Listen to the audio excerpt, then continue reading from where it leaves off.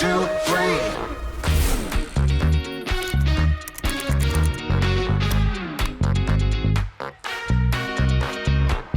K-Suite, la solution collaborative éthique.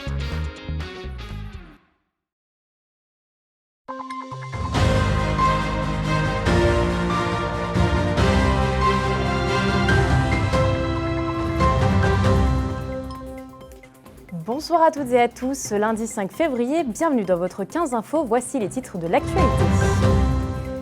Week-end sportif avec Chaumont qui a remporté sa première victoire à domicile de 2024, c'était samedi soir contre Nice. Le tournoi Tennis Europe s'est terminé à Bar-le-Duc ce samedi. Après 8 jours de compétition, nous ferons le point dans cette édition. Une nouvelle discipline a fait son entrée à l'Union des jeunes bragards, le Black Ball. Nous avons suivi les premiers cours. Et enfin, la 35e édition de l'opération Piège jaune vient de se clôturer. Notre journaliste Julien Carré sera avec nous pour dresser le bilan de ce mois de collecte. Et voici pour les titres de l'actualité.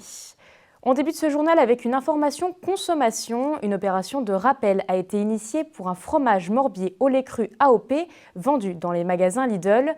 Des traces de listeria ont été découvertes dans 2 lots proposés à la vente. Il s'agit de portions de 250 grammes de la marque Saveur de nos régions. Ce rappel est une mesure préventive visant à assurer la sécurité des consommateurs. Pour rappel, la listeria est une bactérie pouvant entraîner plusieurs symptômes de la listériose, comme la fièvre, les maux de tête et les courbatures. Vous pouvez retrouver plus d'informations sur notre site internet puissancetélévision.fr.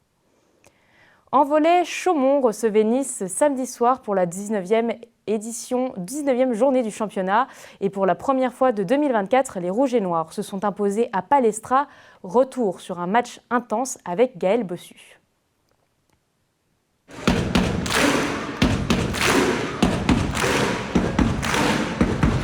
Une communion entre le public chaumontais et ses joueurs que Palestra attendait en 2024. Au terme d'un match maîtrisé, Chaumont domine Nice et signe sa première victoire à domicile de l'année. S'il n'y avait qu'un nom à retenir ce samedi à Palestra, c'était bien lui, Patrick Indra. Le pointu tchèque a écœuré à lui tout seul les Azuréens. Dans un premier set disputé, c'est lui qui montre la voie à ses coéquipiers. Plus précis et plus solide, les Chaumontais l'emportent 25-22.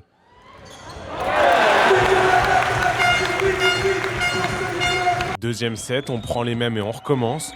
Toujours sur sa planète, Patrick Indra canarde les aiglons d'attaque surpuissante.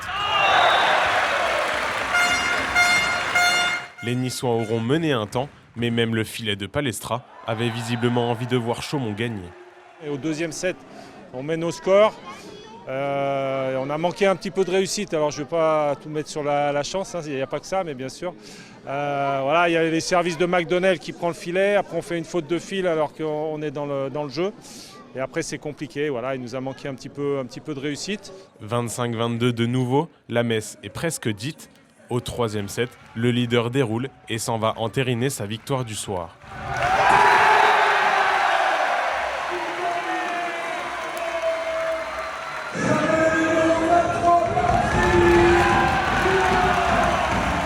Indra, totalisant à lui seul 23 points, repart avec un trophée MVP que personne d'autre n'a réellement osé convoiter ce soir. Chaque match est très important et je suis très content pour l'équipe. Chaque joueur à court a fait très bien performance et c'était un magnifique match.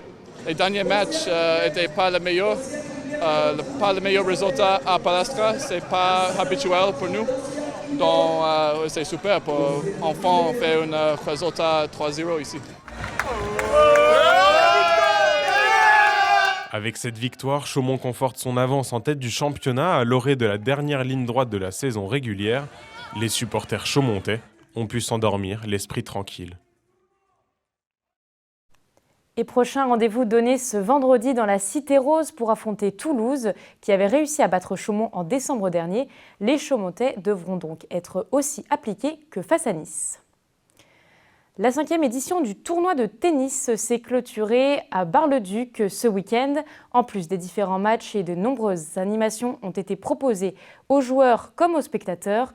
Une nouveauté a même fait son entrée sur le court avec une compétition de paratennis, du tennis en fauteuil roulant. La rédaction dresse le bilan de ce tournoi Tennis Europe.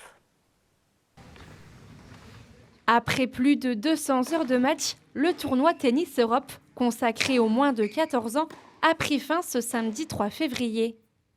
Toujours dans le but de promouvoir le sport sur le territoire, ce tournoi est encore une réussite pour sa 5e édition.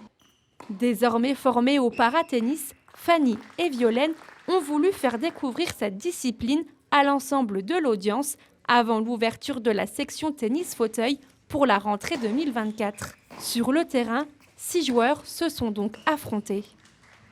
On a eu plus d'une centaine de joueurs et pour la première fois, on a eu le tableau de qualification qui a été complet chez les filles, donc c'était un vrai plus et on était vraiment contents par rapport à ça. Ouais. Alors c'était une première pour nous, mais je crois qu'on n'a pas fait d'erreur, en tout cas c'est ce qu'ils nous ont dit. Ça s'est très bien passé, les joueurs sont adorables et puis on a essayé de les mettre dans toutes les conditions possibles pour pouvoir bien les accueillir évidemment. Il y a quelques semaines, une nouvelle section a ouvert au sein de l'Union des jeunes bragards. C'est une section de blackball, soit le billard anglais. Ce sport de réflexion attire de plus en plus de jeunes qui se rapprochent en quelque sorte du billard américain, mais c'est avec quelques différences. Brigitte Maestrassi et la rédaction vous emmènent découvrir cette discipline. La flèche posée sur la table, Corentin se concentre. Comme tous les mercredis, il vient s'entraîner dans ces nouveaux locaux de l'Union des jeunes bragards. Depuis maintenant plusieurs années, Corentin a trouvé sa passion, le billard. Une discipline qu'il préfère au sport collectif par sa concentration et sa réflexion. Père Noël m'a offert une petite table miniature quand j'étais petit où ça faisait ping-pong, billard et palais.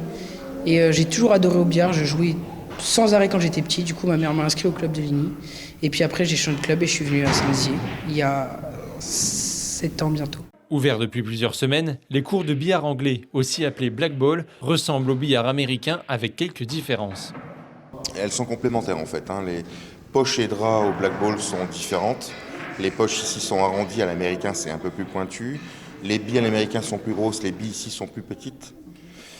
C'est pas du tout pareil. Le drap est rapide pour l'américain, il est lent au blackball. C'est pas pareil du tout. De plus en plus de jeunes viennent s'essayer sur ces tables de billard. Quant à Corentin, il va prendre sa revanche au championnat de France des U17 en avril prochain à Argenteuil. Il y a 2 ans, la compétition s'était passée à Saint-Dizier où il avait terminé 2e. C'est une tradition qui existe depuis 1989. Lancée par la Fondation des hôpitaux, l'opération Pièce jaune a clôturé sa 35e édition. Le but de cette collecte, c'est d'œuvrer pour améliorer le quotidien des enfants et des adolescents à l'hôpital. Bonsoir Julien, tu es avec nous ce soir pour faire le bilan de cette collecte 2024. Alors est-ce qu'on a déjà les premiers chiffres ? Bonsoir Clémentine, et en effet, chaque début d'année est marqué par le retour de cette boîte jaune qui symbolise la campagne traditionnelle des pièces jaunes qui se tenait cette année du 10 janvier au 4 février. C'était la 35e édition et pour cette année olympique, puisque les JO vont se tenir cet été, les projets qui seront financés porteront sur les bienfaits du sport et ainsi que sur la santé pour les enfants et adolescents qui sont hospitalisés. On n'a pas encore de bilan complet à l'heure actuelle, mais cela devrait tomber dans les prochains jours. Ce qu'on peut dire, c'est qu'à l'échelle nationale, 2 millions de tirelires ont été diffusés dans 8000 bureaux de poste à travers la France. Et la clôture de cette édition s'est tenue à Nice. Et les Niçois se sont mobilisés puisqu'ils ont récolté 530 kilos de pièces jaunes. Alors au niveau régional, qu'est-ce qu'on peut remarquer comme actions majeures qui se sont tenues cette année ? Eh bien, dans le Grand Est, il y a eu quelques petites actions, notamment la visite officielle de Brigitte Macron et de Didier Deschamps, qui sont les parrains de cette campagne des pièces jaunes. Ils ont visité le CHU de Reims, puisque une maison des parents a été inaugurée au sein de l'établissement. Et près de 10% de ce projet, de son coût total, a été versé par les pièces jaunes, ce qui représente 250 000 €. En Haute-Marne, l'école de Rachecourt-sur-Marne s'est mobilisée également. Pas de visite officielle, mais l'établissement a tout de même récolté 23 kilos de pièces jaunes qu'ils ont ensuite déposées à la Poste. Et dans la Marne, à Vitry-le-François, les écoliers de Louis Pasteur ont récolté plus de 6 kilos de pièces jaunes. Ce sont des gestes importants qui permettent justement de financer des projets. Alors financer des projets, mais concrètement, à quoi servent ces dons? Et on se demande où partent les pièces jaunes une fois qu'elles sont dans cette petite tirelire. Bien, en effet, on aime bien faire des dons, mais on aime bien savoir aussi où va l'argent. Et les pièces jaunes, ce n'est pas de la déco, on est là pour suppléer toutes les difficultés de l'hôpital, avait rappelé Anne Barrère, qui est la vice-présidente de la Fondation des Hôpitaux de Paris, Hôpitaux de France, sur les médias nationaux au lancement de la campagne. Toutes ces pièces récoltées ont permis depuis 1989 de financer 9700 projets sur l'ensemble du territoire, dont 209 en 2023. Et si on se concentre sur notre région, grâce aux dons récoltés l'année dernière, 195 750 € ont été récoltés, ce qui a pu aider 17 projets à se réaliser dans les hôpitaux du Grand Est. Alors des dons, et la campagne s'est terminée hier. Tous ceux qui ont déposé leur petite boîte vendredi l'ont fait à temps, mais il y a souvent des retardataires. Que faut-il faire pour les retardataires? Eh bien, tout le monde avait jusqu'au 3 février, mais en effet, tu l'as dit, il y a souvent des retardataires. De ce fait, vous avez jusqu'au 29 février pour déposer vos petites boîtes. Cette fois-ci, en supermarché, puisqu'il y a 400 bornes qui ont été placées, des bornes CoinStore et Eurocycler, qui ont été placées à Carrefour, Cora, Leclerc ainsi que Auchan jusqu'au 29 février. Merci Julien pour ces précisions. C'est la fin de notre édition. Merci de nous avoir suivis. Demain soir, vous retrouverez Antoine Regnault pour le 15 Info. Quant à moi, je vous souhaite une belle soirée. Toute l'actualité en continu à retrouver sur notre site internet et notre application mobile. Retrouvez-nous également sur les box internet Orange, Free et Bouygues Télécom.